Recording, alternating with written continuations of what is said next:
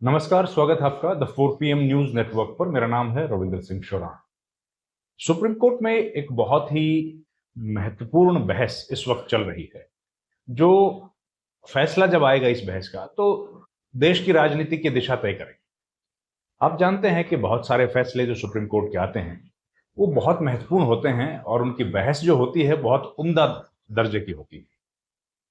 वो फैसले और ज्यादा महत्वपूर्ण, वो बहस और ज्यादा महत्व से जुड़ी होती हैं, बेहतरीन होती हैं, जब हम लोग देखते हैं कि उनमें कपिल सिब्बल, अभिषेक मनु सिंघवी, मुकुल रोहतगी, हरीश साल्वे या दिवंगत राम जेठमलानी, नाली पालकीवाला जैसे वकील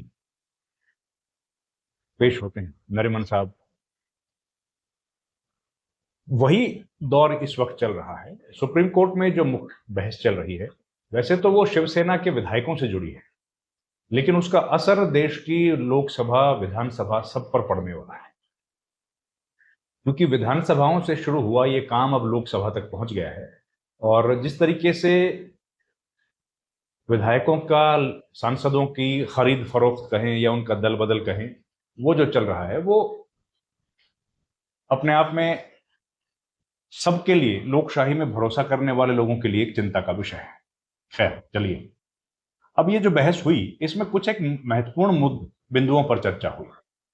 इसमें सुप्रीम कोर्ट में अपनी दलील देते हुए कपिल सिब्बल, जो कि शिवसेना उद्धव ठाकरे ग्रुप की तरफ से पेश हो रहे हैं, उन्होंने कुछ बड़े महत्वपूर्ण तथ्य सवाल खड़े किए।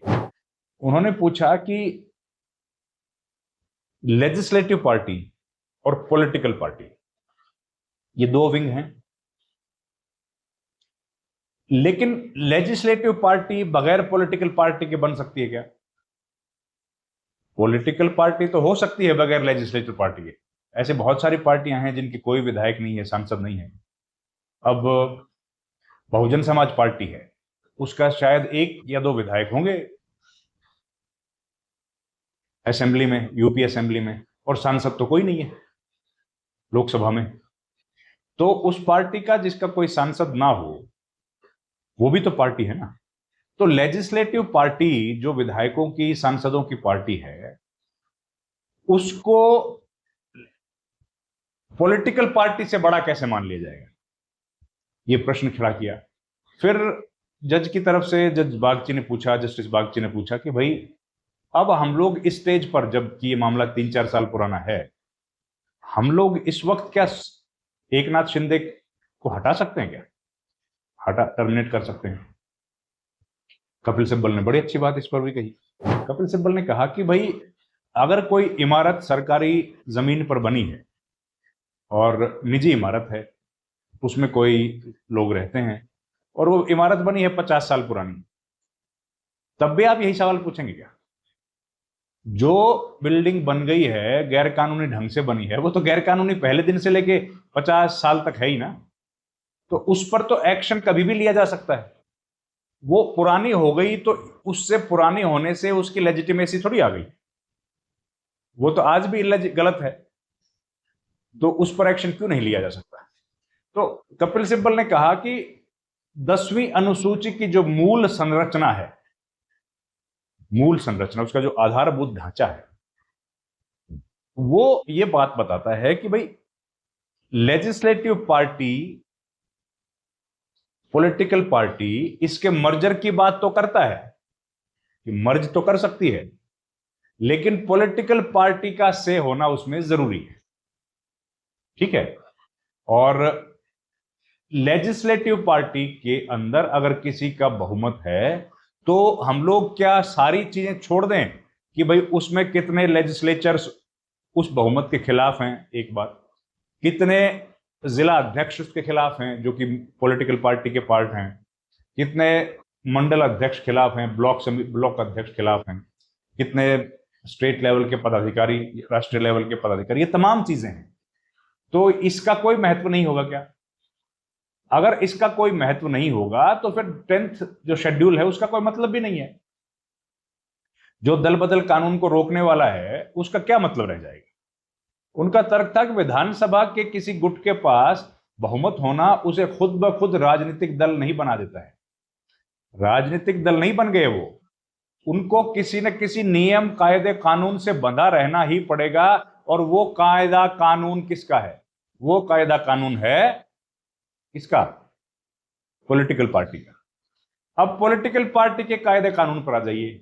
उन्होंने ये भी कहा, उन्होंने कहा कि भाई एक राजनीतिक दल जो अपने विधायक के प्रत्याशियों को चुनाव में उतारता है, वो कहता है कि ये मेरे टिकट से चुनाव लड़ेंगे।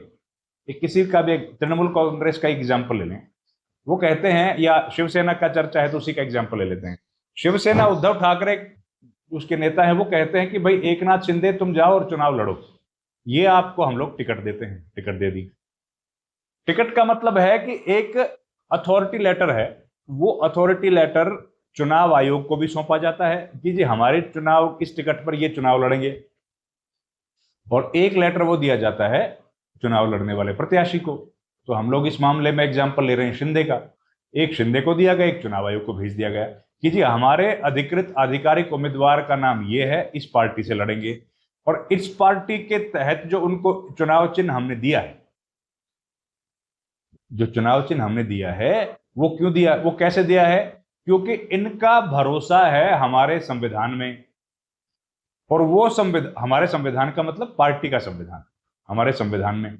और हमारी पार्टी का संविधान जो है वो हमें इस बात की इजाजत देता है कि मैं इस उम्मीदवार को, इस प्रत्याशी को चुनाव मैदान में उतार दूं।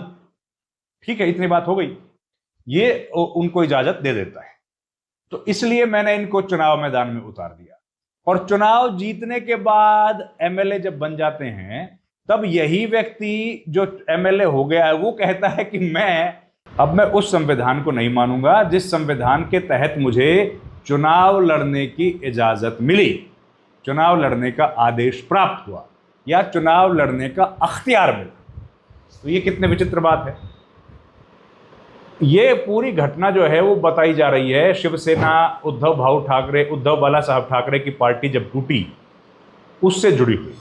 उनका सिब्बल का जो पॉइंट ऑफ व्यू है वो ये है कि राहुल नार्वेकर जो स्पीकर थे उस वक्त, उन्होंने गलत किया और विधायकों के बहुमत को ही राजनीतिक पार्टी मान लिया गया, जबकि वो केवल विधायकों का बहुमत है, वो कोई राजनीतिक दल नहीं हो सकता है। और इस वजह से ये पूरी गड़बड़ हुई है, ये बात उन्होंने कही। उनका कहना था कि राजनीतिक पार्टी का नेतृत्व और संगठनात्मक निर्णय महत्वपूर्ण है। अब एक पार्टी जिसको चुनाव लड़ना है, जिसको हार में भी चुनाव लड़ना है, जीत में भी लड़ना है, जिसका विधायक है तो भी वो चुनाव लड़ेगी, नहीं है वो भी लड़ेगी। और चुनाव लड़ना तो पॉलिटिकल पार्टी का एक काम है, उसके अलावा उसके कई सारे काम दूसरे भी हैं। और इंटरनल डेमोक्रेसी भी एक मेंटेन करनी है अध्यक्ष को, इंटरनल चुनाव होने हैं, वो तमाम चीज़ें हैं जो होती हैं। तो उन सब की जिम्मेदारी अगर पार्टी के अध्यक्ष की है, पार्टी की है, तो भला केवल विधायकों का बहुमत किसी दल को, किसी ग्रुप को, किसी विधायकों के, सांसदों के ग्रुप को कैसे एक पॉलिटिकल पार्टी की शेप दे सकता है, ये सवाल है। तो शिंदे गुट के जो विधायक पार्टी से अलग होकर सिर्फ बहुमत के आधार पर दल विरोधी कानून से कैसे बच सकते, दल बदल विरोधी कानून से कैसे बच सकते हैं, तो ये बहुत इंपॉर्टेंट डिबेट है। इस डिबेट का असर केवल इन शिवसेना के विधायकों पर होने वाला नहीं है, इसका असर होने वाला है उन सभी विधायकों पर जो टूट के गए हैं, उन सब सांसदों पर भी जो 10th शेड्यूल का हवाला देते हुए एक पार्टी से दूसरी पार्टी में गए या वहाँ पर मर्ज हो गए। तो इन सब पर इसका बड़ा असर पड़ने वाला है। ये तो एक पिटीशन है, इसी से मिलती जुलती लोकसभा के सांसदों की पिटीशन भी शिवसेना ने डाली है। फिर एक पिटीशन कपिल सिब्बल ने खुद डाल दी है, याचिकाकर्ता खुद ही बन गए हैं, उन्होंने भी डाली है। और एक पिटीशन अभी तक आम आदमी पार्टी के राज्यसभा सदस्यों की अभी तक आई नहीं है, तो हो सकता है वो भी डालें। लेकिन इतनी सारी पिटीशन्स आ गई हैं तो ओम बिरला के लिए तो मुसीबत खड़ी हो ही गई है। अब वो इस मुसीबत से निकल पाएंगे या इसमें जो सवाल जवाब होंगे उनका क्या जवाब दे पाएंगे, ये महत्वपूर्ण होगा। इस पर हमारी नज़रें लगातार बनी रहेंगी। इस वीडियो में इतना ही। आपका बहुत बहुत धन्यवाद। थैंक यू वेरी मच दोस्तों, नमस्कार। हमारा चैनल आप देखते रहिए। Thank you very much.